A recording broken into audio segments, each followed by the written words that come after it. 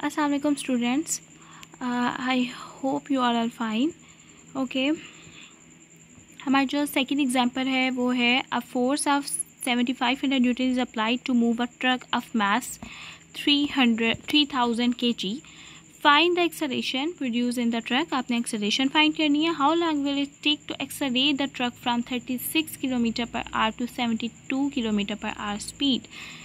ठीक है, आपके पास फोर्स है, तो फोर्स है और उसके बाद आपके पास मास है। हमने एक्सेलरेशन फाइंड करनी है और उसके बाद हमने टाइम फाइंड करना है कि कितना टाइम लगेगा ट्रक को एक्सेलरेट करने में 36 kilometre per hour to 72 kilometre per hour. तो सबसे पहले जो है वो आप डेटा लिखते हो। ठीक है, डेटा में हमारे पास जो है वो फोर्स है 7500 न्यूटन। उसके बाद आपके पास है मास विच इज़ 3000 kg। आपको जो है वो एक्सेलरेशन फाइंड करनी है। तो सबसे पहले हम एक्सेलरेशन फाइंड करते हैं। हमारे पास ये फार्मूला है from Newton second law of motion, F equal to ma।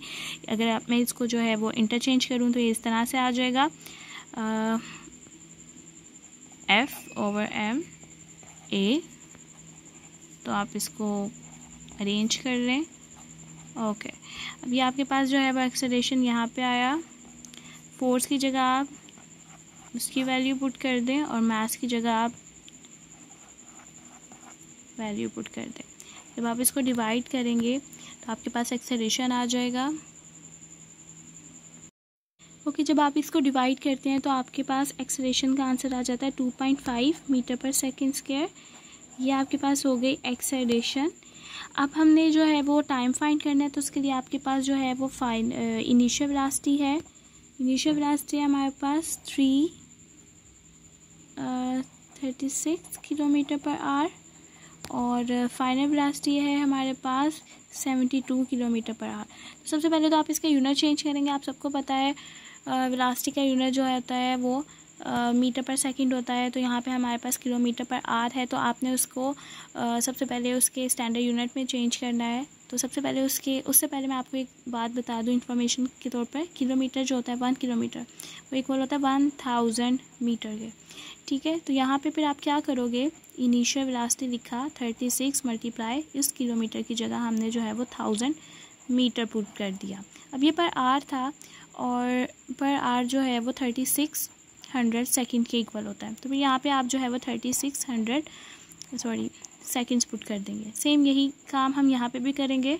72 multiply 1000 metre और यहाँ पे आपने जो है वो 3600 सेकंड कर दिया।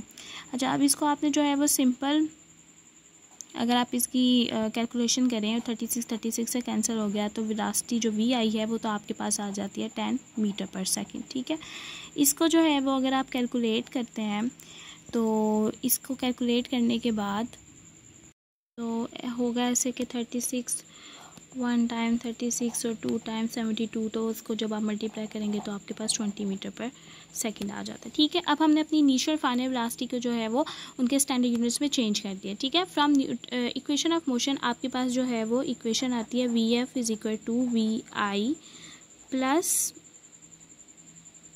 AT। ठीक है, अब हमें जो है वो चाहिए टाइम, तो हम क्या करेंगे कि ये Vf यहीं पे रहा, ये जो Vi है यानी इनिशियल वेलोसिटी यहाँ पे प्लस हो रहा है, वहाँ जाके हो जाएगा minus is equal to AT। और ये जो आपके पास एक्सेलरेशन है यहाँ पे हो जाएगा आके डिवाइड एक्सेलरेशन और ये आ गया आपके पास टाइम।